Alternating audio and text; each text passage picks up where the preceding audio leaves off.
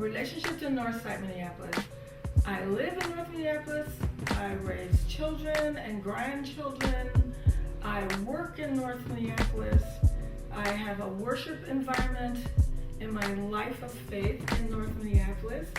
I nurture families in North Minneapolis, and I am nurtured in North Minneapolis as well as other parts, but I definitely have a relationship of family and whole life of rewards, giving and taking in North Minneapolis.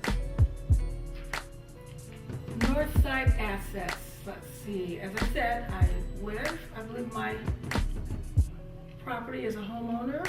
I chose to build a home, not the first home that we lived in North Minneapolis, but we did identify the need to build in North Minneapolis. So an asset would be available property.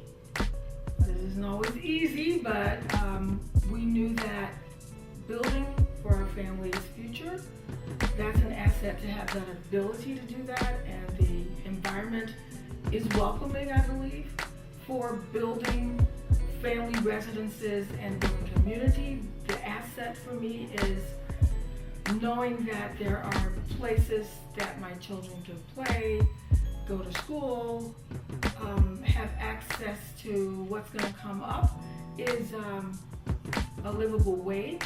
I believe that can happen. Those are potential things. Also, I think an asset is the whole idea of community involvement and engagement.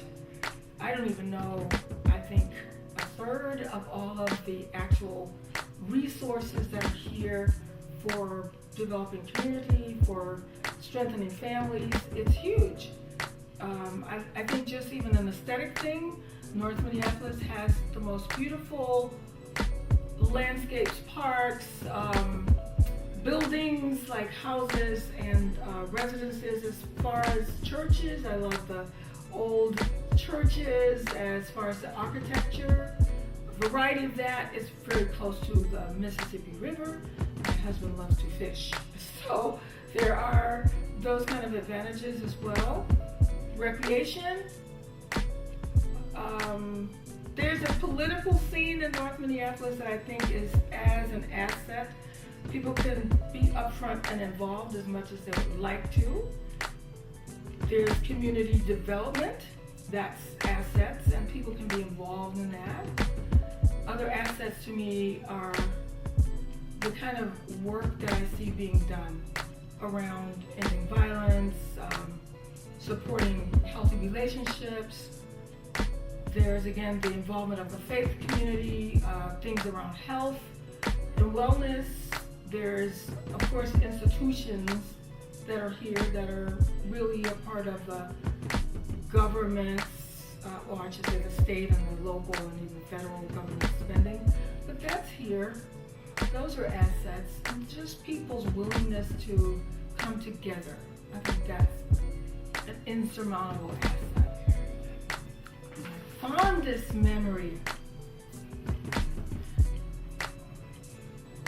Wow, I would have to say, I remembered waking up and thinking I heard the weather report and dressing warmly and going out, not to be able to get to the end of my yard because the snow had really piled up almost to at least the porch line.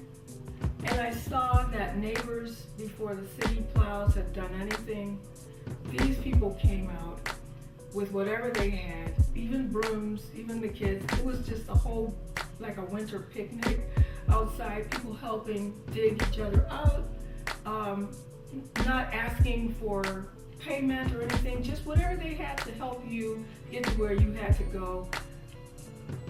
Things like that happened a lot, but because it's a repeat, those are cherished moments because a lot of those families had fragile members of their families inside. And the community, the neighbors knew that.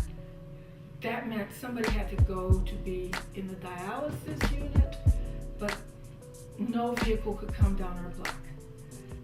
But with the neighbors, they were digging each other out, and that person could get to where they had to go. So I really think that's a fond memory. Hi, I am Ethelyn Butler Brown. EB is what people call me, and I am North Minneapolis.